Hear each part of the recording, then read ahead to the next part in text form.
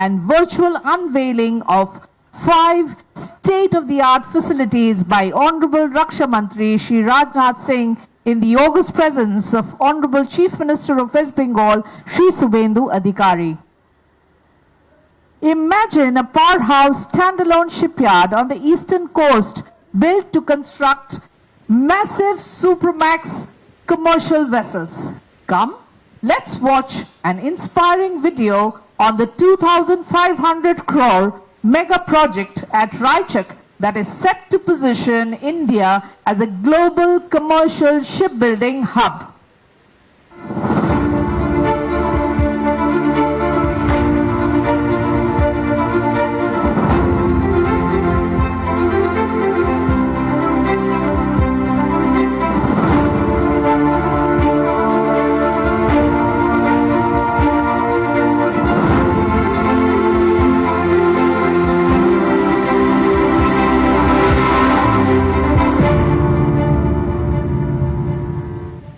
Ladies and gentlemen, I now request Honorable Raksha Mantri Shri Rajnath Singh to kindly press the button for the Bhumi Pujan of the 2,500 crore Raichak shipyard.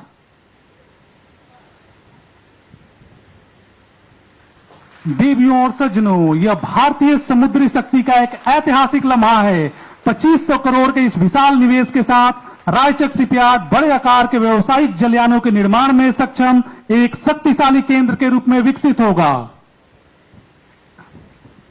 Ladies and gentlemen, let us turn our eyes to the screen to see how GRSE's 100 crore brownfield expansion at Timber Pond, Shalimar is restoring historic dry docks to boost shipbuilding productivity and speed up timelines for medium-sized vessels. Please enjoy this short documentary highlighting our growth plans for this facility.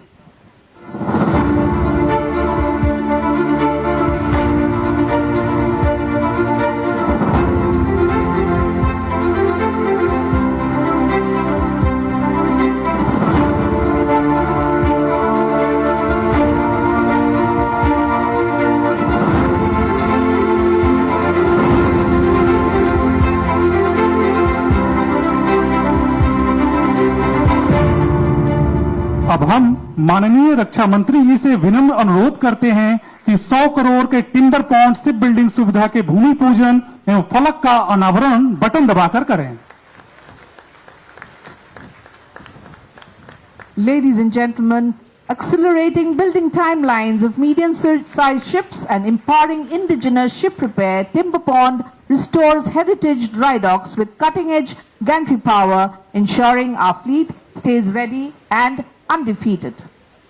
Ladies and gentlemen, kindly turn your attention to the screens for a quick glimpse of the Damodar shipbuilding facility, a 70 crore facility dedicated to constructing eco-friendly electric ferries and small ships for sustainable river transport.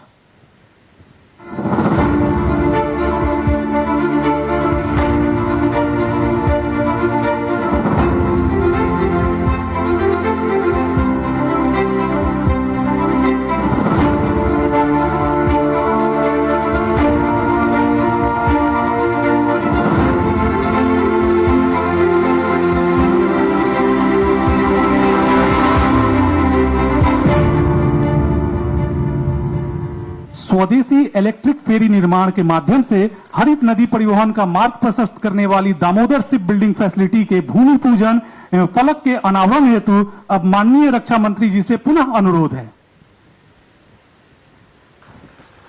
The Damodar facility ushers in zero-emission electric ferries combining environmental sustainability with strong national self-reliance. Ladies and gentlemen, prepare to be amazed by sheer industrial power and Industry 4.0 precision. We now invite you to view a short audiovisual on YIL's new 3,000-ton hydraulic forging press, replacing legacy infrastructure to secure critical supply chains for heavy artillery and naval weaponry. MSF, a unit of YIL, is commissioning a new 3,000-ton open die forging press against its 2,650-ton press. The project will ensure reliable production of critical gun barrels and ordnance components while enhancing MSF's strategic defense manufacturing capabilities. The 277.59 crore rupees project is undertaken to meet the requirements of defense PSUs, Indian private and international defense industries. We now invite Honorable Raksha Mantri ji to press the button for the Bhumi Pujan of YIL's 3000. That was the Bhumi Pujan for the YIL 3000-ton forging press, ladies and gentlemen. भारतीय तोपखाने और सैन्य शक्ति की अटूट हुंकार 3000 ton की यह प्रचंड फोर्जिंग प्रेस सेना के लिए गन बैरल और भारी गोला बारूद के निर्माण को अभेद गति प्रदान करेगी. Step into the future of advanced metallurgical engineering with our 5th and final new facility launch. Watch how YIL's cutting-edge radial forging plant at Ishapur shall drive self-reliance by producing indigenous 155 mm artillery barrels, super alloy forgings and frontier defense equipment entirely on Indian soil. MSF, a unit of YIL, is establishing a new radial forging project to enhance indigenous production of defense gun barrels, forged aerial bomb bodies, and super alloy forgings. The facility will also manufacture 40,000 railway axles annually, reduce import dependence, and strengthen India's strategic manufacturing capabilities. This 473.84 crore rupees project is undertaken to meet the requirements of defense PSUs, railways, and nuclear energy sectors. यंत्र India limited के radial forging plant के भूमि पूजन एवं फलक का अनावरण button दबाकर करने हेतु माननीय रक्षा मंत्री जी से पुनः विनम्र अनुरोध है. Ladies and gentlemen, forging the invincible shield of Indian defense armed with Industry 4.0 technology, this 473 crore radial forging plant shall make India completely self-reliant in super alloys, railway axles and strategic bomb hardware. Ladies and gentlemen, it is our privilege to have Shri Subhendu Adhikari, Honorable Chief Minister of West Bengal, with us today. May I now request Honorable Chief Minister to address the August gathering on this occasion.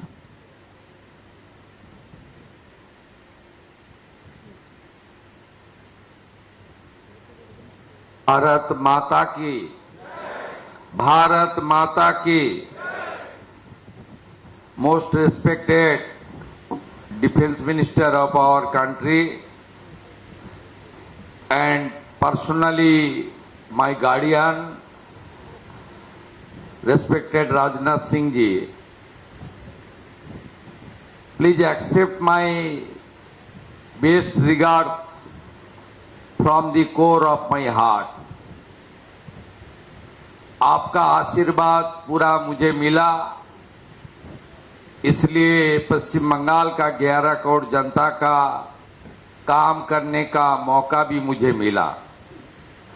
मैं मुख्यमंत्री होने का बाद दिल्ली में आपका कोठी में मुलाकात हुआ था. मैं आपका आशीर्वाद लिया. उस दिन आपने मुझे कमिट किया, मैं तुरंत बंगाल आ रहा हूं और बंगाल को खड़ा करने के लिए इन्वेस्ट लेकर ही जा रहा हूं. आपने मैन ऑफ वार्ड, आपने अपना कमिटमेंट पूरा कर दिया. Today is a glorious day of Bengal. 3,400 crore invested by the Garden Reach Shipbuilders and Engineers, GRSC. It's a historic day. Bengal के लिए, पश्चिम बंगाल के लिए मैं फिर एक बार मेरा नेता राजनाथ सिंह को मैं हृदय से वंदन करता हूं.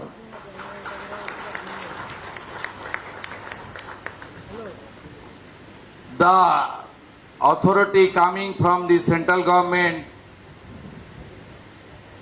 हमारी भारत सरकार की सचिव, हमारी जीआरएसी की आधिकारिक और पश्चिम बंगाल की मुख्य सचिव जी है, मैं सबको स्वागत करता हूं। और यहाँ काफी बड़ा संख्या में हमारी एमएसएमई के साथ जुड़ा हुआ और जीआरएसी का साथ जुड़ा हुआ बहुत विशिष्ट आदमी है। सब लोग को मैं on behalf of the state government I would like to convey my best wishes. Press media का पत्रकार भी है, सब लोग को ये आज बड़ा आनंद का दिन है। Raichak CPR, timber pond ship building facility, Damodar ship building facility, radial forging plant, 3000 T open die forging press, ये 5 प्रोजेक्ट आज भूमि पूजन हो गया है, उनका काम भी शुरू होने वाला है। टोटल 3400 करोड़ का इन्वेस्टमेंट है। पिछले जो सरकार पश्चिम बंगाल में थी वो सेंट्रल गवर्नमेंट का साथ और सेंट्रल गवर्नमेंट का आर्ट डिपार्टमेंट का साथ एक साथ काम करने का उनका कोई इच्छा भी नहीं था, इसलिए वेस्ट बंगाल ने बहुत सारा सफर किया। You know, West Bengal has much more potentiality. Here is land, here is human resources, here is infrastructure, here is raw material and everything here. But now double engine is functioning with full speed.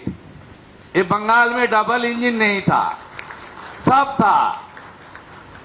इसलिए देश के प्रधानमंत्री नरेंद्र मोदी जी ने इस बार पश्चिम बंगाल जनता को जब metro का उद्घाटन के लिए उन्होंने आया तब उन्होंने बताया the West Bengal is a very high rich state. स्वतंत्रता का पहले और उनका बाद भी पूरा देश का जो इन्वेस्टमेंट है, इकोनॉमी है, सब में वेस्ट बंगाल का एक बड़ा रोल था।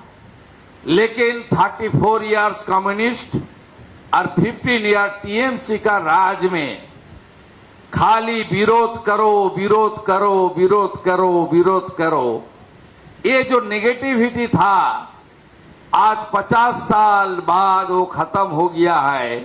Under the great leadership of the Narendra Modi ji and my leader defence minister mister Rajnath Singh ji, we all work together, Bengal we rebuild. जब 2047 में विकसित भारत होगा तब पश्चिम बंगाल भी विकसित हो जाएगा। इस मंत्र का साथ हम लोग आगे बढ़ने का काम करेगा। पश्चिम बंगाल में 106 दिन हुआ है नया सरकार का। हम लोग पहले जो काम किया देश का सुरक्षा के लिए, हमारी जो बॉर्डर वो अनफेंसिंग था, ये कोई पॉलिटिकल मुद्दा नहीं था। बॉर्डर में बीएसएफ को जमीन देना ये हमारी एक देशभक्त की नाते हमारी ये फर्ज बनता है, लेकिन पिछले सरकार नहीं दिया। मुझे मालूम है, मैं बंगाल से जुड़ा हुआ आदमी हूँ, बहुत साल से एमएलए, एमपी, मिनिस्टर, एलओपी, आप चीफ मिनिस्टर बन गया है आप सबका आशीर्वाद से। जब गृह मंत्री था हमारी राजनाथ सिंह जी ने, तब पहले चिट्ठी उन्होंने लिखा पश्चिम बंगाल सरकार को, या आप बॉर्डर का जमीन तो दे दीजिए बीएसएफ को। वो साल था 2016, पहले चिट्ठी उन्होंने भेजा, तब गृह मंत्री था महोदय, तब गृह मंत्री था, लेकिन अब तक जमीन नहीं दिया। आप सरकार आने का बाद हम लोग 90% जमीन already handed over to BSF to protect our border. देश का सेफ्टी सिक्योरिटी के लिए हम लोग कर रहा है। संवैधानिक जो कॉन्स्टिट्यूशनल ऑब्लिगेशन है एक सरकार का, प्रदेश का, वो भी नहीं था। बीएनएस चालू नहीं था, सेंसस का काम बंद था, वो भी हम लोग शुरू किया। इन्वेस्टमेंट चाहिए, बंगाल को खड़ा करना चाहिए। बहुत बड़ा बेरोजगारी है। अभी तो जितना भी आप लोग यहाँ बिल्डर्स है, एमएसएमई है, जितना भी इंजीनियरिंग ऑर्गेनाइजेशन है, सबको थोड़ा मौसम बदल रहा है। ये तो मौसम चल रहा है, आपको जो वेदर चेंज हो गया है। अभी बंगाल इन्वेस्टमेंट का डेस्टिनेशन होना चाहिए। मैं फिर एक बार राजनाथ सिंह जी को आभार प्रकट करता हूं। मैं उनको एयरपोर्ट से आते आते बताया आपका और भी कुछ काम बंगाल में करना पड़ेगा। उन्होंने मुझे कमिट कर दिया, आई विल डू एवरीथिंग। मैं बताया ये आप जैसे उत्तर प्रदेश को खड़ा किया, पूरा मदद किया, देश को तो करता ही है। पश्चिम बंगाल भी आपका है, आपका पूरा सपोर्ट देना चाहिए। Bengal not only the state of Bengal, हमारी देश का कल्चरल डिवोशनल कैपिटल भी था। ये सब बदल दिया ये लोग। अभी बंगाल को पूरा खड़ा करने के लिए हम लोग एक साथ काम करेगा। I would like to committed to GRAC that we will work together. जमीन के लिए स्टेट गवर्नमेंट की ओर से जितना भी कोऑर्डिनेशन, कोऑपरेशन, हम लोग एक साथ काम करेगा। दो central government, state government, defence, हमारी प्रदेश सरकार एक साथ काम करके एक GRAC इतना बड़ा अपॉर्चुनिटी है, इतना बड़ा लैंड इनका पास है। ये एक साथ हम काम करेगा तो यहाँ 3,400 नहीं, बहुत बड़ा इन्वेस्टमेंट आने वाला दिन में होने वाला है। मैं सबको फिर एक बार, पहली बार पश्चिम बंगाल का सीएम कोई प्रोग्राम में आया। ये बहुत दिन से garden rich ship builder engineer CM को तो बुलाता था, लेकिन सीएम नहीं आता था। पहली बार बहुत दिन के बाद सीएम ने आया सेंट्रल गवर्नमेंट का कोई प्रोग्राम में, इसलिए मुझे इनवाइट किया। मैं आप सबको नमस्कार करता हूं और मैं राजनाथ सिंह जी को फिर एक बार सैल्यूट करता हूं। उन्होंने ऑपरेशन सिंदूर में दिखा दिया उनका डिफेंस आर्मी कैसे हमारी देश से ब्रह्मोस से लेकर कैसे मुंह तोड़ जवाब हमारी जो एनिमी है देने के लिए किस तरीके से हम लोग खुद आगे बढ़ रहा है। देश कैसे डिफेंस सेक्टर में वर्ल्ड में लीडरशिप बन रहा है, पूरा वर्ल्ड देख रहा है। Under the inspiration of the prime minister, under the great leadership of the defence minister, we are now go heading. Swami Vivekananda का एक मंत्र है, चरैबती चरैबती। राजनाथ सिंह जी का नेतृत्व में डिफेंस चरैबती चरैबती जो मंत्र पर पूरा वर्ल्ड में आने वाला दिन में लीडरशिप देगा। इसी उम्मीद का साथ मैं मेरा बात यही खत्म करता हूं। जय Hind. On behalf of Garden Reach Shipbuilders and Engineers and Yantra India Limited, sir, thank you so much for your inspiring words. देवियों और सज्जनों, हमारे लिए यह अत्यंत गर्व और सम्मान की बात है कि हमारे बीच माननीय रक्षा मंत्री श्री राजनाथ सिंह जी स्वयं उपस्थित हैं। मैं पूरे आदर और सम्मान के साथ माननीय रक्षा मंत्री जी से विनम्र अनुरोध करता हूं कि वे कृपया इस विशिष्ट सभा को संबोधित करें।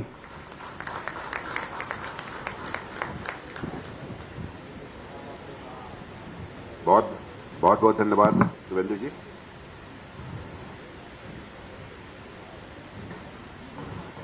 श्री शिवेंदु जी अधिकारी, very dynamic Chief Minister of West Bengal. Shri Manoj Kumar Agarwal, chief secretary, government of West Bengal, Shri Sanjeev Kumar, secretary, defence production, doctor JP Das, DG ordnance coordination and service, Shrimati Garima Bhagat, joint secretary, government of India, Shri Vijay Namdev Rai Jade, joint secretary, government of India. कहाँ पर यहाँ पर PR हरी जी है क्या? कहाँ है? ओह, कामाडोर PR हरी, retired नहीं बोलूंगा, mister Hari, you are retired but not tired. CMD-GRSC, Shri Vijay Kumar Iyer, director operations YIL and CMD additional charge, Bharat सरकार और पश्चिम बंगाल गवर्नमेंट के सारे ऑफिशियल्स, यंग एंटरप्रेन्योर्स, GREC और YIL के सभी कर्मचारीगण, मेरे मीडिया के मित्रों, देवियों और सज्जनों, आज बंगाल की धरती पर डिफेंस के 5 महत्वपूर्ण प्रोजेक्ट्स का भूमि पूजन और शिलान्यास हुआ है।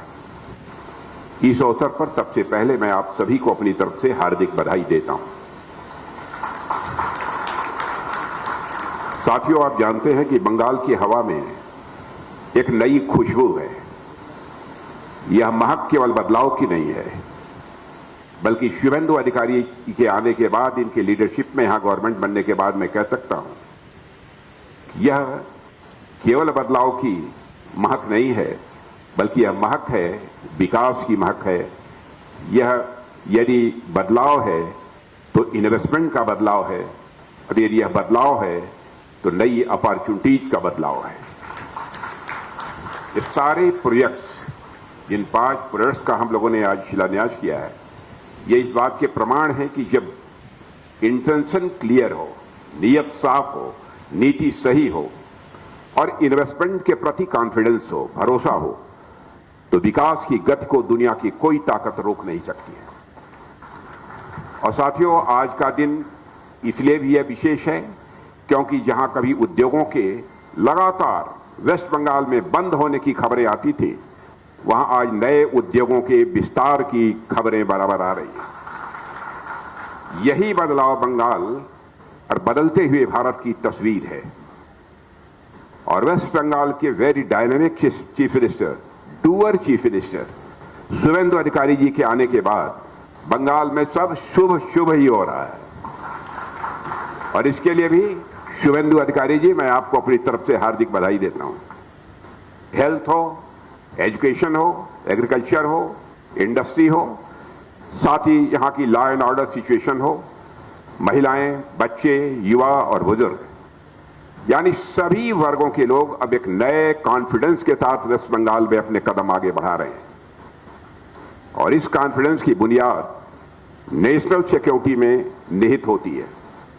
और इस नेशनल सिक्योरिटी को इंश्योर करने में मैं कह सकता हूं कि श्रीमान शुभेंदु सरकार ने अपनी बड़ी भूमिका निभाई है। आज 45 डेज के भीतर, 45 डेज कितने हो गए? 106 डेज में के भीतर अपने कहे के अनुसार शुभेंदु जी की सरकार ने बॉर्डर सिक्योरिटी के लिए, वो काम तो 45 डेज में ही कर दिया था, बॉर्डर सिक्योरिटी के लिए 1100 एकड़ भूमि इन्होंने उपलब्ध कराई। यह कोई छोटी बात नहीं है। इसके लिए यहां की डबल इंजन की सरकार और यहां के मुख्यमंत्री श्री शुभेंदु अधिकारी जी को मैं अपनी तरफ से हार्दिक बधाई देता हूं। साथियों, आप जानते हैं बंगाल ने देश को बराबर नए नए विचार दिए हैं, आंदोलन भी दिए हैं, टैलेंट्स भी दिए हैं। वंदे मातरम जैसा राष्ट्र मंत्र भी यदि किसी ने दिया है तो वेस्ट बंगाल की धरती ने दिया है। अब समय आ गया है कि बंगाल भारत की विकास यात्रा को एक नई ऊर्जा दे और साथ ही एक नई गति भी प्रदान करे। और मैं विश्वास के साथ कहता हूं कि आज इस बंगाल की धरती पर हो रहा यह इन्वेस्टमेंट केवल आज का इन्वेस्टमेंट नहीं है, बल्कि आने वाले कल के भारत का यह इन्वेस्टमेंट है। बंगाल में और खासकर कोलकाता में मेरा अक्सर आना होता है, पर इस बार का आना मेरे लिए बहुत ही खास है क्योंकि आज एक साथ 5 प्रोजेक्ट्स की एक साथ नींव रखी गई है। और आज का यह दिन केवल जीआरएसी नहीं बल्कि अब तो नवरत्न जीआरएसी, मैं गलती से जीआरएसी बोल गया, जब भी बोलना चाहिए नवरत्न जीआरएसी। यंत्र इंडिया लिमिटेड बंगाल के लिए नहीं बल्कि पूरे देश के लिए बेहद महत्वपूर्ण है और यह भूमि पूजन और शिलान्यास समारोह हमें हमारे विकसित भारत के संकल्प की ओर ठोस कदम बढ़ाने के लिए हम सभी को इंस्पायर भी करता है। साथियों, आज हम लगभग 3,500 करोड़ रुपए की लागत वाली 5 अत्यंत महत्वपूर्ण परियोजनाओं का भूमि पूजन और शिलान्यास किया है। इनमें जीआरएसी की 3 नई ship building facility, Raichak shipyard, timber pond Howrah ship building facility और Damodar complex ship building facility भी शामिल हैं। और इसके साथ ही यंत्र इंडिया लिमिटेड की 2 अत्याधुनिक मेटलर्जिकल फैसिलिटी 3000 टन क्षमता वाली hydraulic open die forging press और रेडियल फोर्जिंग प्लांट का भी शिलान्यास हुआ है।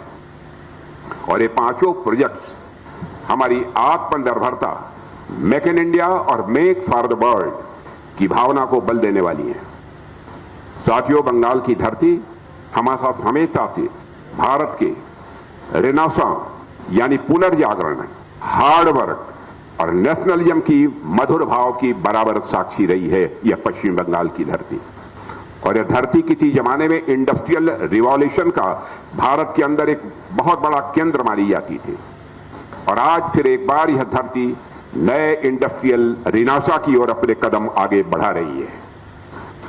जीआरएसी और यंत्र इंडिया लिमिटेड जैसे संस्थान इस बात के प्रमाण हैं कि बंगाल का इंडस्ट्रियल बेस फिर से मजबूत हो रहा है। यहां से शुरू होने वाले ये सारे प्रोजेक्ट्स डिफेंस प्रोडक्शन को तो ये बढ़ाएंगे ही, साथ ही साथ एमएसएमई, एलाइड इंडस्ट्रीज और हजारों लोगों के लिए रोजगार के नए अवसर भी पैदा करेंगे। और एक तरह से देखें ये प्रोजेक्ट्स बंगाल की सोशियो इकोनॉमिक प्रोग्रेस के नए चैप्टर के रूप में सामने आने वाले हैं। अभी कुछ ही दिनों पहले स्वतंत्रता दिवस के अवसर पर लाल किले के प्राचीर से हमारे प्रधानमंत्री नरेंद्र मोदी जी ने सप्तधारा की बात की थी। आप लोगों ने सुना होगा। उन सप्तधारा में से एक प्रमुख धारा रक्षा क्षेत्र का भी उन्होंने उल्लेख किया था। उन्होंने स्पष्ट कहा था कि जब हम विकसित भारत बनेंगे तब हमारा यह डिफेंस सेक्टर, रक्षा क्षेत्र पूर्ण रूप से आत्मनिर्भर होना चाहिए। हम इस क्षेत्र में किसी भी देश पर निर्भर नहीं रह सकते और हमारी अपनी स्वदेशी कंपनियों और रिसर्च इंस्टीट्यूट को ही इस क्षेत्र में पूरी तरह से डोमिनेंस हासिल करना ही होगा। और आज के 5 प्रोजेक्ट्स उसी स्ट्रेटेजिक ऑटोनॉमी को रिफ्लेक्ट कर रहे हैं।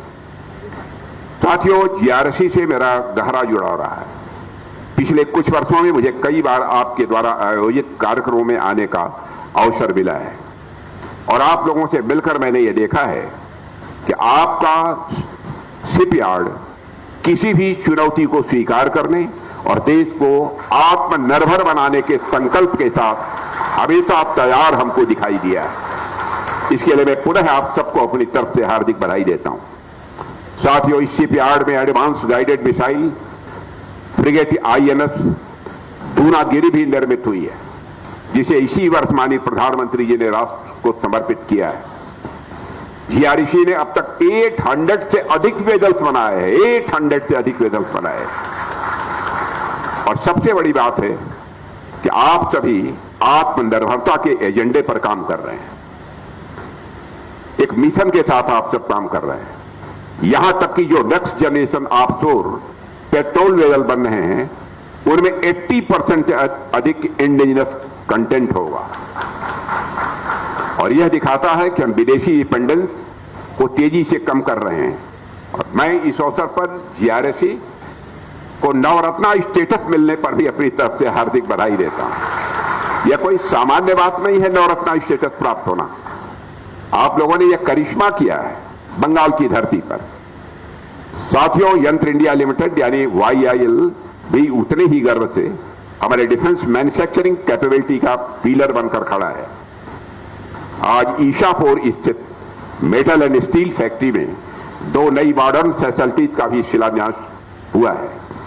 इनमें advance weapons and strategic components की क्रिटिकल सप्लाई चेन पूरी तरह से सिक्योर होगी।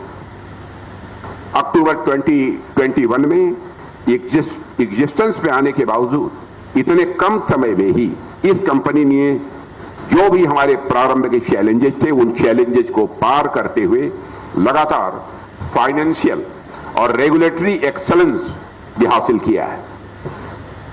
ट्रेडिशनल गोला बारूद से आगे बढ़ते हुए YIL रिसर्च एंड डेवलपमेंट पर भी लगातार इन्वेस्टमेंट कर रहा है।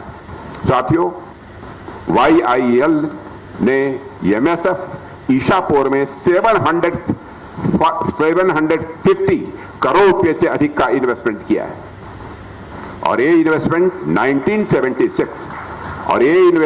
1976 से चली आ रही पुराने सिस्टम को बदलकर इंडस्ट्री 4.0 कैपेबल प्रिसीजन मैन्युफैक्चरिंग स्थापित करेगा।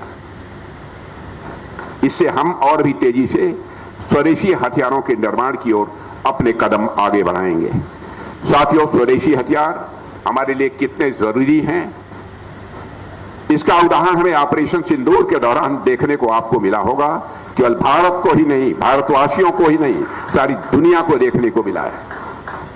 ऑपरेशन सिंदूर के दौरान दुनिया ने भारत के इंडिजिनस स्वदेशी हथियार प्रणालियों की क्षमता को भी देखा है और आगे भी रक्षा मंत्रालय के साथ हमारे लैब्स, हमारे पब्लिक सेक्टर अंडरटेकिंग्स और प्राइवेट स्टेक होल्डर्स मिलकर अपनी सेनाओं को इंडिजिनस प्लेटफॉर्म से लैस करने में कोई कसर नहीं छोड़ेंगे। यह बात मैं विश्वास के साथ कह सकता हूं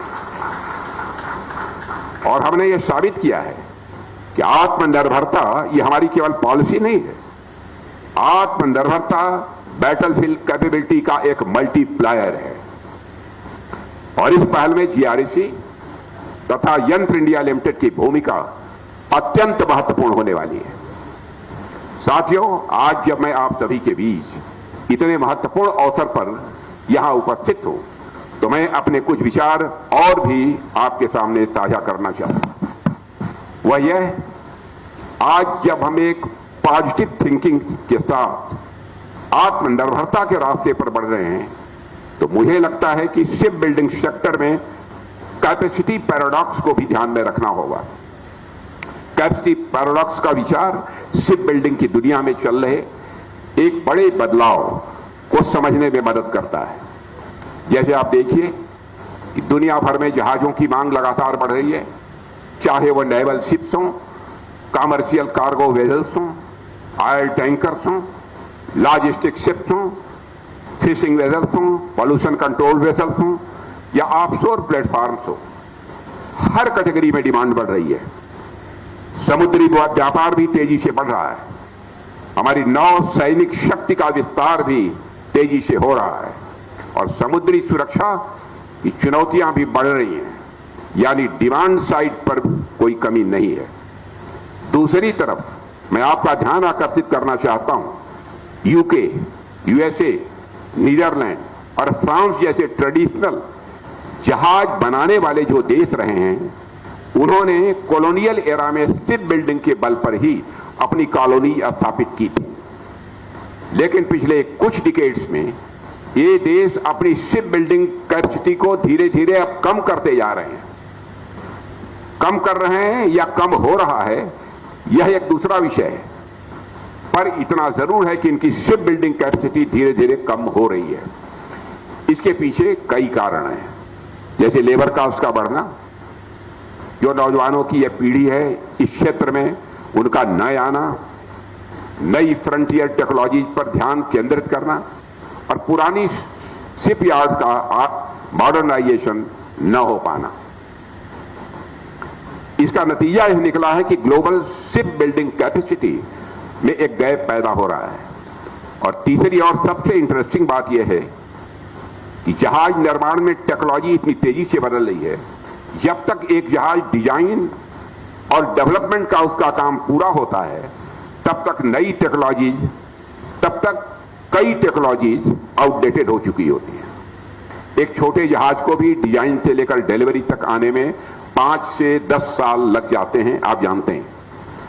बड़े वारशिप या एडवांस कॉमर्शियल वेजल्स के मामले में तो 15 to 20 ईयर तक का समय लग जाता है। इस बीच propulsion systems, sensors, weapons, automation, green fuel technology, सब कुछ काफी बदल जाता है। मतलब यह है कि जहाज बनने से पहले ही उसकी कुछ टेक्नोलॉजी पुरानी हो चुकी होती है। यह एक बहुत बड़ा चैलेंज है हम सबके सामने। साथियों, इन तीनों स्थितियों को यदि आप मिला दीजिए, बढ़ती डिमांड, घटती ट्रेडिशनल शिप बिल्डिंग कैपेसिटी और तेजी से बदलती टेक्नोलॉजी, जब इन तीनों को मिलाएंगे तो एक ग्लोबल शिप बिल्डिंग वैक्यूम पैदा हो रहा है, यह कहने में भी मुझे संकोच नहीं है। और यह वैक्यूम 3 क्षेत्रों में सबसे अधिक हमको देखने को मिल रहा है: डिजाइन में, मैन्युफैक्चरिंग में और मेंटेनेंस, रिपेयर एंड ओवरहॉल यानी एमआरओ में। और यही वह गोल्डन पीरियड है, इसे भारत कैप्चर कर सकता है। और मैं कहना चाहता हूं, आप लोगों के बल के आधार पर हम सब इसको कैप्चर करके ही रहेंगे। साथियों, पहली बात डिजाइन की करते हैं। ट्रेडिशनल शिप बिल्डिंग नेशंस के पास जो डिजाइन एक्सपर्टीज थी, आज आप जानते हैं कि वह धीरे धीरे कम हो रही है। नई पीढ़ी इस क्षेत्र में कम आ रही है। दूसरी तरफ भारत के पास नई पीढ़ी के इंजीनियर की बड़ी संख्या है। आईटी टैलेंट्स भी हमारे पास हैं। स्टिमुलेशन और आर्टिफिशियल इंटेलिजेंस कैपेबिलिटीज भी हमारे पास हैं। हम world class ship design hub बन सकते हैं। और हम सिर्फ दूसरों के डिजाइन पर जहाज न बनाएं, बल्कि खुद नए डिजाइन तैयार करें, पेटेंट्स भी करें और दुनिया को एक्सपोर्ट करें। और यह पूरी तरह से संभव है, डुएबल है, बशर्ते इस पर हम अपना ध्यान केंद्रित करें। दूसरी बात मैन्युफैक्चरिंग की आती है। खास बात यह है कि शिप बिल्डिंग मैन्युफैक्चरिंग के क्षेत्र में ऑटोमेशन का स्कोप कम है। कई developed countries labour intensive ship building से पीछे हट रही हैं, क्योंकि वहां लागत बहुत बढ़ गई है और स्किल्ड वर्क फोर्स की भी वहां पर कमी है। हमारे पास इसके विपरीत स्थिति है। हमारे पास विशाल स्किल्ड वर्कफोर्स भी है, स्टील इंडस्ट्री है, हमारे पास एमएसएमई बेस भी है और अब नई टेक्नोलॉजी अपनाने की हमारे पास विल पावर भी है। यदि हम अपनी मैन्युफैक्चरिंग कैपेसिटी को मॉडर्न बनाएं और ग्लोबल क्वालिटी स्टैंडर्ड्स पर काम करें तो भारत दुनिया का अगला बड़ा शिप बिल्डिंग हब बनकर रहेगा। और तीसरा क्षेत्र है एमआरओ यानी मेंटेनेंस, रिपेयर एंड ओवरऑल। मैं इसे एक लो हैंगिंग फ्रूट मानता हूं। एमआरओ में ना तो बहुत अधिक कैपिटल इन्वेस्टमेंट की जरूरत होती है और न ही बहुत अधिक मैन पावर की जरूरत होती है। जहाज बनाने में जो लंबा समय और बड़ा पैसा लगता है, एमआरओ में कम से कम वह नहीं लगता है। बस क्वालिटी, डिसिप्लिन और रिलायबल टाइम लाइन की जरूरत होती है। यदि हम इंडियन ओशन रीजन में शिप रिपेयर और ओवरहॉल का हब बन जाएं, तो फॉरेन एक्सचेंज की बचत के साथ साथ हम हजारों की संख्या में रोजगार भी, एम्प्लॉयमेंट अपॉर्चुनिटीज भी पैदा कर सकते हैं। आज भी हमारे बनाए वारशिप्स दुनिया के कॉन्फ्लिक्ट रीजन से होकर हमारी एनर्जी सप्लाई को सुरक्षित रखने में मदद कर रहे हैं। लेकिन एमआरओ के क्षेत्र में हम और भी बहुत कुछ कर सकते हैं, यह हमारी क्षमता है। मैं चाहता हूं कि जीआरएसी इस दिशा में विचार करे और जीआरएसी इस दिशा में भी अपने कदम आगे बढ़ाए। हालांकि आप सब पहले से इस दिशा में प्रयास कर रहे हैं, लेकिन अब हमें इन प्रयासों को गति देनी होगी और हमें अपने इन प्रयासों में तेजी लानी होगी। साथियों, आज का यह अवसर केवल कुछ इंफ्रास्ट्रक्चर प्रोजेक्ट्स का एक्सपेंशन ही नहीं है, यह ग्लोबल वैक्यूम को भरने की दिशा में एक स्ट्रेटेजिक स्टेप है। जीआरएसी की रायशक फैसिलिटी आपको 200 मीटर लंबे वारशिप बनाने की क्षमता देगी। इससे आप अगली पीढ़ी के डिस्ट्रॉयर्स के लिए भी बिड कर सकेंगे, जिन्हें नेवी भविष्य में बनाने की योजना भी बना रही है। टिम्बर पॉन्ड, हावड़ा और दामोदर कॉम्प्लेक्स की फैसिलिटी भी जहाज निर्माण को की पूरी वैल्यू चेन को मजबूत करेगी। और साथियों, यंत्र इंडिया लिमिटेड की दोनों फोर्जिंग फैसिलिटीज भारी तोपों, नेवल वेपन्स और एडवांस डिफेंस इक्विपमेंट के लिए हाई क्वालिटी मेटल्स भी तैयार करेंगी। इससे हमारे नेवी की ऑपरेशनल रेडीनेस और मैरीटाइम फायर पावर को भी सीधा बल मिलेगा। आप लोग जानते हैं कि हमारे यहां पारस पत्थर की कल्पना की गई है। पारस पत्थर वह होता है कि जिस भी धातु को छू दे वो मेटल सोना बन जाता है। सुना होगा आपने। YIL भी मैं समझता हूं कि हमारे लिए वह पारस पत्थर ही है। आपके संपर्क में भी जो मेटल आ जाता है, आपके संपर्क में भी जो मेटल आ जाता है, अंततः वह भी सोने से कम नहीं है।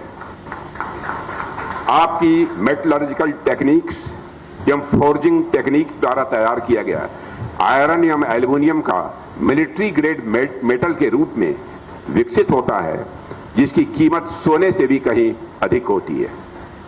साथियों, यह सभी इनविसेज्ड प्रोजेक्ट्स हमारे इकोनॉमिक डेवलपमेंट से भी जुड़े हुए हैं, सीधे हमारे इकोनॉमिक डेवलपमेंट से जुड़े हैं। और एक जहाज जब बनता है तो उसके साथ हजारों सपने भी आकार ले लेते हैं। जब हम अपने जहाज खुद बनाएंगे, स्वाभाविक है कि हमारे फॉरेन एक्सचेंज की बचत होगी और साथ ही साथ हमारा इकोनॉमिक डेवलपमेंट जो है तेजी के साथ आगे बढ़ेगा। साथियों, जहाज निर्माण से इंडस्ट्रियल डेवलपमेंट होगा, MSMEs को बढ़ावा मिलेगा ही मिलेगा और बड़ी संख्या में डायरेक्ट और इनडायरेक्ट जॉब अपॉर्चुनिटीज भी क्रिएट होंगी। यह बंगाल के लिए और भी महत्वपूर्ण है, क्योंकि यहां की अर्थव्यवस्था, यहां की इकॉनमी को अब एक नई गति की आवश्यकता है। और मैं आश्वस्त हूं कि हमारे यहां के मुख्यमंत्री शिवेंद्र जी अधिकारी का हर प्रकार का सहयोग आप सबको प्राप्त होगा, यह मैं आपको आश्वस्त करना चाहता हूं। CRC के पास 800 से अधिक जहाजों के निर्माण का एक बहुत ही एक्सपीरियंस है। आपके पास टेक्निकल नो हाउ है, आपके पास स्किल्ड वर्कफोर्स है और अब एक्सटेंडेड कैपेसिटी भी आपके पास होगी। आपको इसका पूरा उपयोग करना होगा। और जैसा मुझे बताया गया कि आप सभी नेवी के ऑर्डर्स के साथ साथ एक जर्मनी कंपनी के भी 12 कार्गो शिप्स भी आप बना रहे हैं। यह बिल्कुल हमारी मेक इन इंडिया और मेक फॉर द वर्ल्ड की विजन के अनुरूप है। जैसे जैसे आपकी कैपेसिटी बढ़ेगी, आपको डोमेस्टिक और इंटरनेशनल दोनों ही मार्केट्स में अधिक एग्रेसिव बिडिंग करनी ही होगी। अब हमारी सोच यह नहीं होनी चाहिए कि भारत को दुनिया से क्या खरीदना है। हमारी सोच अभी यह होनी चाहिए कि हमें दुनिया को क्या देना है। आप पहले भी 2 वार्षिक एक्सपोर्ट कर चुके हैं और कई फ्रेंडली नेशंस भारत की और नेवल शिप्स की मांग के लिए देख रहे हैं। मैं समझता हूं साथियों, यह अवसर जो हमको प्राप्त हुआ है, इसे हमें भविष्य में खोना नहीं है। प्रधानमंत्री जी ने स्वतंत्रता दिवस के संबोधन में कहा था कि हमें कॉम्पिटिटिव रेट पर क्वालिटी प्रोडक्ट्स डिलीवर करने होंगे। शुरुआत में प्रॉफिट मार्जिन कम हो सकते हैं, लेकिन वॉल्यूम की भरपाई कर देगा। और हमें यही अप्रोच रखनी होगी। हमें अपनी लागत को यानी इन्वेस्टमेंट को घटाना होगा, क्वालिटी हमको इंप्रूव करनी होगी और टाइमली डिलीवरी भी इंश्योर करनी होगी। तभी हम ग्लोबल कंपटीशन में खड़े हो पाएंगे। हमारा लक्ष्य होना चाहिए कि क्वालिटी ऐसी कि दुनिया भरोसा करे, क्वालिटी ऐसी कि दुनिया भरोसा करे, कास्ट ऐसी कि दुनिया चुने और डिलीवरी ऐसी कि दुनिया बार बार ऑर्डर करे।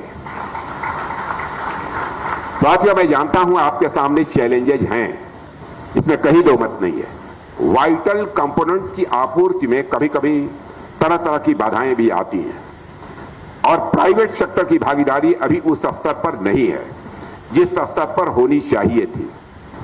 सरकार इन मुद्दों को हल करने के लिए लगातार काम कर रही है और जैसे जैसे प्राइवेट सेक्टर की भागीदारी बढ़ेगी, कई बाधाएं अपने आप हल हो जाएंगी, इतना मैं आपको आश्वस्त करना चाहता हूं। यहां उपस्थित इंडस्ट्री कैप्टन से भी मेरा आग्रह है कि वे आगे आएं और इस यात्रा में वह भी भागीदार बने। यही समय है और यही सही समय है। समुद्री क्षेत्र के विकास पर जो जोर दिया जा रहा है उसे देखते हुए आपको कभी भी प्रॉफिट की कमी नहीं होगी। और साथियों, आज के इन 5 प्रोजेक्ट्स का शिलान्यास इस बात का संकेत है कि हम अपनी डिफेंस मैन्युफैक्चरिंग कैपेबिलिटीज को हर स्तर पर विस्तार दे रहे हैं। और यह केवल सरकार का प्रयास नहीं है, बल्कि इसमें हमारे public sector undertakings, private industries, हमारी एमएसएमईज और एकेडमिक इंस्टीट्यूशन सभी की भागीदारी आवश्यक है। आप देखेंगे कि जो इन्वेस्ट आज आप करेंगे वह आने वाले वर्षों में कई गुना होकर अपने आप वापस आएगा। सरकार आपके साथ है और डिमांड भी बढ़ रही है। ऐसे में सबको एक साथ इस सेक्टर में आना चाहिए। मैं जीआरएसी और यंत्र इंडिया लिमिटेड के सभी अधिकारियों, सभी इंजीनियर्स, सभी कर्मचारियों और अपने सभी श्रमिक भाइयों को भी अपनी तरफ से हार्दिक बधाई देता हूं। आप सभी के सम्मिलित प्रयास से ही यह संभव हो रहा है और आने वाले समय में जीआरएसी द ग्रेट जीआरएसी के रूप में सामने आएगा, इसमें मुझे रंच मात्र भी संदेह नहीं है। और आप कहेंगे तो इस जीआरएसी का वह ऐसे हालात जिस दिन पैदा होंगे, इस जीआरएसी का नाम बदलकर द ग्रेट जीआरएसी रखने में मुझे संकोच नहीं होगा। मैं भारतीय नौसेना की भी सराहना करता हूं जो स्वदेशी उत्पादों पर भरोसा कर रही है और हमारे सारे तीनों फोर्सेस इंडिजिनस आइटम पर अब भरोसा कर रही हैं और स्वदेशी जहाज निर्माण को भी इंडियन नेवी भी बराबर प्रोत्साहन दे रही है। यहां पर Sanjeev Kumar, secretary defence production भी मौजूद हैं। आपकी लीडरशिप में डिफेंस प्रोडक्शन बराबर नई ऊंचाइयां छू रहा है। पूरी लगन के साथ हमारे संजीव कुमार जी लगे रहते हैं और आपका एक इवेंट खत्म नहीं होता तब तक अगले इवेंट्स लाइन में तैयार रहते हैं। और इस 27 तारीख को इनके ही इवेंट में मुझे जाना है। फिर इस निष्ठा और समर्पण के लिए आप सराहना के पात्र हैं। मुझे विश्वास है कि 5 प्रोजेक्ट्स समय पर पूरे होंगे और जीआरएसी और वाईएल की टीमें इस चैलेंज को पूरी निष्ठा से पूरी करेंगी। मुझे पूरा भी भरोसा है कि आप सभी लोग मिलजुल कर इस यात्रा को सफल बनाएंगे। अंत में एक बार फिर इस आयोजन के लिए आप सभी को हार्दिक शुभकामनाएं देता हूं और अपनी बात यहीं समाप्त करता हूं। आप सबको बहुत बहुत धन्यवाद। आपके इन प्रेरणादायी शब्दों के लिए हार्दिक धन्यवाद sir. May I now request CMD GRSC to honor Honorable Raksha Mantri Shri Rajnath Singh ji.